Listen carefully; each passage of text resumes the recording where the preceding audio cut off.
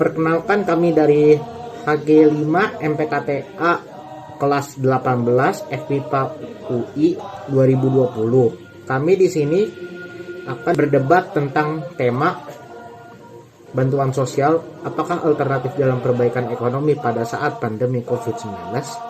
Tujuan kami di sini adalah mengekspresikan rasa cinta terhadap bangsa dan tanah air melalui debat dengan mengangkat masalah ke masyarakat yang terjadi pada saat ini.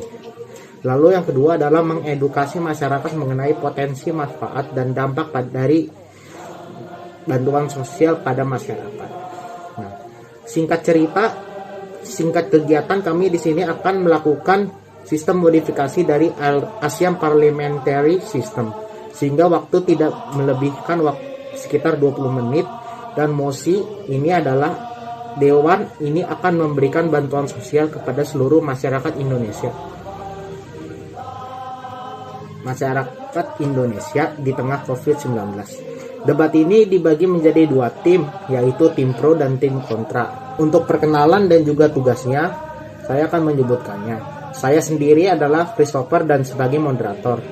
Lalu dibagi lagi menjadi tim materi pro dan tim materi kontra. Untuk tim materi pro, saya memperkenalkan kedua teman saya. Saya sendiri adalah tim pro, lalu Miftah Apriliani ada sebagai tim pro, dan Sagitra Tri M sebagai tim pro. Untuk tim kontra, saya akan memperkenalkan, yaitu tim Fadil Attalah sebagai tim kontra, Sultan Zahran M sebagai tim kontra, dan Rizky Fadila sebagai tim kontra. Lalu saya akan mempersilahkan untuk tim pro untuk mengajukan mosi terlebih dahulu. Terima kasih. Baik, selamat siang teman-teman semua dan Dewan Juri yang saya hormati. Perkenalkan, nama saya Miftah Apriliani selaku pembicara pertama dari tim pro. Mosi debat yang kita bahas pada kesempatan kali ini yaitu Dewan ini memberikan bantuan sosial berupa tunai ataupun barang kepada masyarakat di tengah pandemi COVID-19. Sebelumnya, saya akan menjelaskan tugas saya selaku pembicara pertama.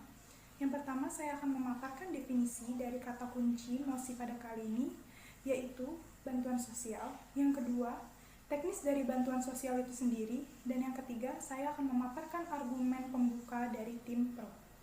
Baik, langsung saja kita ke pembahasan yang pertama, yaitu definisi dari kata kunci mosi kita pada siang hari ini, yaitu bantuan sosial. Menurut Kementerian Sosial, bantuan sosial adalah bantuan yang sifatnya sementara yang diberikan kepada masyarakat miskin dengan maksud agar mereka dapat meningkatkan kehidupannya secara wajar. Yang kedua, teknis dari pemberian bantuan sosial itu sendiri. Program bantuan sosial yang diberikan pemerintah selama masa PSBB kepada masyarakat kurang mampu, terutama yang berada di luar Jabodetabek, berupa uang tunai sebesar Rp600.000 per bulan. Sedangkan bagi masyarakat kurang mampu yang berada di daerah Jabodetabek, diberikan bantuan berupa paket sembako yang total jumlahnya sama seperti yang diberikan kepada luar Jabodetabek. Syarat penerimaan bansos ini adalah masyarakat yang terdapat pada data terpadu kesejahteraan sosial. Kami selaku tim pro menegaskan mendukung mosi pada kesempatan kali ini, yaitu pemberian bantuan sosial berupa tunai ataupun bahan pokok bagi masyarakat yang kurang mampu di tengah pandemi COVID-19. Dikarenakan banyaknya pekerja yang di-PHK atau dirumahkan dengan pengurangan atau bahkan tidak menerima gaji sama sekali karena perusahaannya mengalami penurunan pendapatan atau omset yang sangat drastis. Logikanya, bagaimana seseorang dapat memenuhi kebutuhan hidupnya jika mereka tidak memiliki pendapatan sama sekali? Bantuan sosial hadir untuk membantu menyelesaikan masalah ini. Diharapkan masyarakat dapat memenuhi kebutuhan hidupnya dan tetap mengikuti himbauan pemerintah untuk tetap berada di rumah dalam upaya pemutusan rantai penyebaran virus COVID-19 ini. Sekian dari saya, kurang lebihnya mohon maaf. Wassalamualaikum warahmatullahi wabarakatuh. Memang benar, bantuan berupa dana yang ditujukan oleh pemerintah kepada masyarakat dapat mengurangi dampak ekonomi yang diberikan oleh COVID-19 ini. Akan tetapi, berdasarkan data dari Transparency International yang menyatakan bahwa indeks persepsi korupsi di Indonesia berada dalam angka yang rendah, yang artinya tingkat korupsi di Indonesia ini tinggi. Sebagai nampaknya, bantuan sosial yang mulanya ditujukan untuk membantu masyarakat dapat berbelok arah ke oknum yang tidak bertanggung jawab. Selain itu, pendataan yang dilakukan di Indonesia kurang efisien, yang mana memudahkan oknum yang tidak bertanggung jawab untuk mengeksploitasi bantuan dana tersebut. Data yang dimaksud di sini adalah data yang memberikan informasi untuk siapa bantuan dana diberikan dan seberapa besar bantuan dana tersebut. Sebagai contoh kasus, banyaknya warga di Indonesia ini yang tidak kooperatif ketika dilakukan pendataan oleh pemerintah. Sebagai contohnya, banyak warga yang memasukkan pendapatan sehari-harinya agar mendapatkan bantuan sosial dari pemerintah, meskipun warga tersebut dalam keadaan mampu. Karena itu, kami selaku tim oposisi memberikan solusi alternatif berupa penurunan harga sembako dibarengi stimulus keringanan kredit yang menyeluruh. Dengan begitu, solusi ini dapat diterima oleh seluruh masyarakat secara merata, meskipun masyarakat tersebut belum terdata dalam daftar penerima bantuan sosial. Dan juga dengan solusi ini, kemungkinan korupsi yang terjadi akan sangat kecil. Saya Rizky Fadilah dari tim oposisi. Terima kasih. Sagitra Trimezanda sebagai pembicara kedua dari tim pro. Saya tidak setuju dengan argumen dari tim kontra yang menyatakan pendataan di Indonesia masih kurang efisien sehingga pemberian tunai secara langsung lebih mudah dieksploitasi oleh oknum yang tidak bertanggung jawab sehingga menyebabkan korupsi.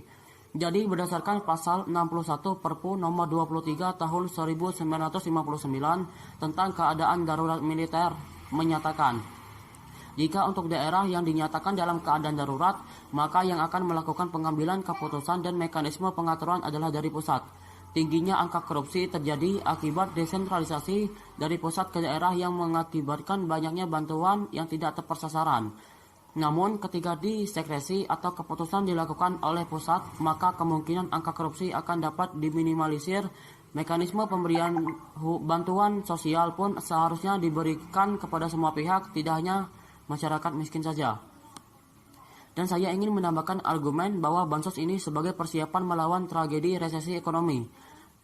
IMF menyatakan jika dunia akan mengalami keadaan ekonomi terburuk, yakni resesi ekonomi diindikasikan dengan PHK besar-besaran, terutama pada negara berkembang yakni Afrika, Amerika Selatan, dan Asia yang berpotensi itu Indonesia.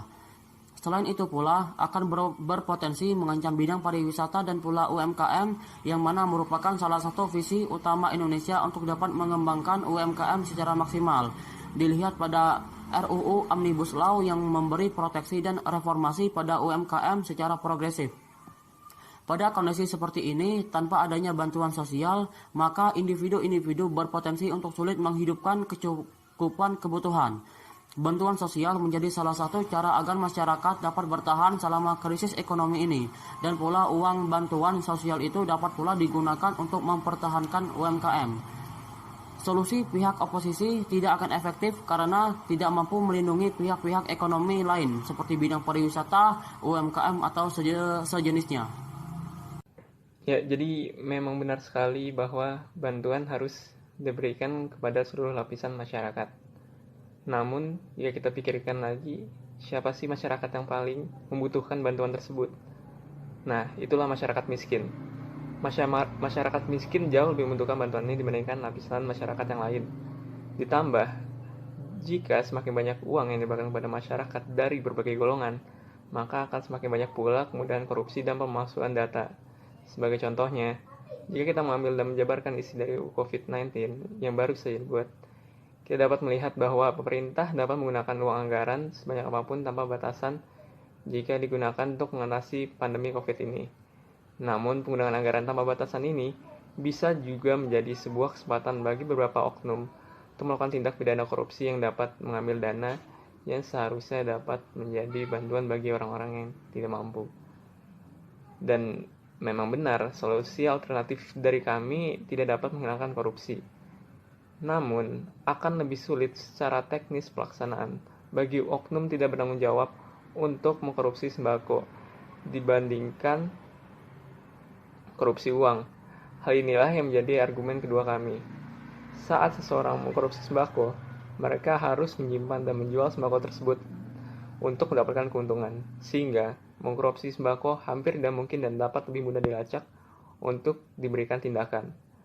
Di luar dari permasalahan korupsi ini, saya ingin membahas kembali tentang pemberian bansos kepada masyarakat yang tidak mampu, terutama jangka waktu pemberian bansos tersebut.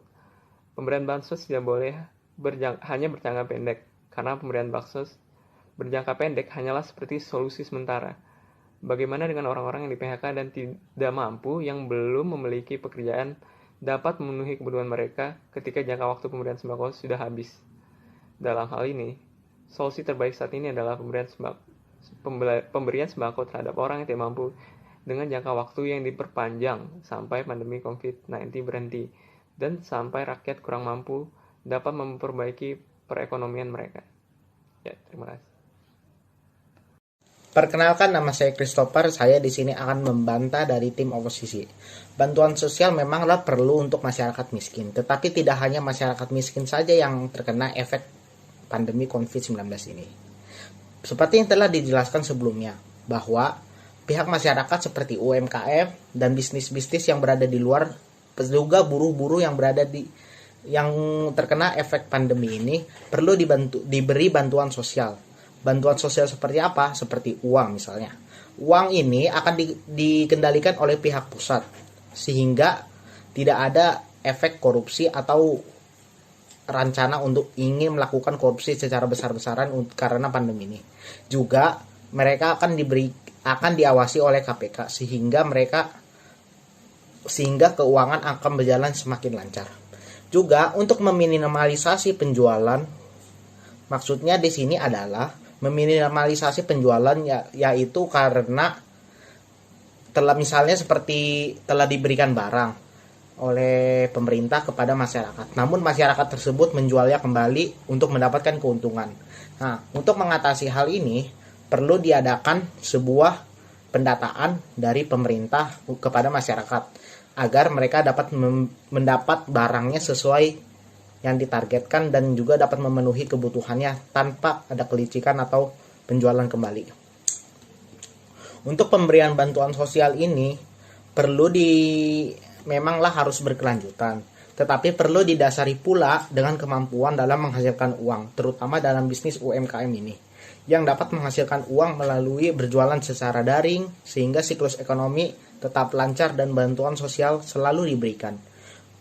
Contohnya ini juga seperti program kartu prakerja, yaitu solusi dari masalah ini. Nah, sehingga tidak ada lagi efek PHK dan tidak mendapatkan uang dapat diminimalisasi karena ini. Lalu saya akan membuat kesimpulan dari argumen yang sebelumnya. Bantuan sosial ini adalah bantuan yang sifatnya secara sementara yang diberikan oleh pemerintah selama masa pembatasan sosial berskala besar atau PSBB, yaitu memberikan bantuan langsung tunai yaitu sekitar 600.000 per bulan. Hal ini dikarenakan banyak pekerja yang di PHK atau dirumahkan dan digajinya dikurangi atau dipotong. Sehingga pemerintah di sini juga telah menyatakan bahwa bantuan sosial akan diberikan melalui pemerintah pusat sesuai pasal 61 Perpu nomor 23 tahun 1959 untuk mengurangi korupsi dan akan diberikan secara tunai hingga ke tangan masyarakat. Usaha kecil juga di sini akan dibantu untuk mengurangi dampak resesi global yang terjadi. Oke. Perkenalkan, saya Sulandar Marif dari pembicara oposisi ketiga. Pertama, saya ingin menyanggah argumen di mana Kubu Afirmasi menyatakan bahwa solusi kami tidak efektif karena solusi kami kurang melindungi pihak-pihak ekonomi yang lain, seperti pariwisata, UMKM, dan lain sebagainya. Dan memang benar tujuan utama dari solusi kami ini bukan ekonomi, tapi keberlanjutan masyarakat Indonesia.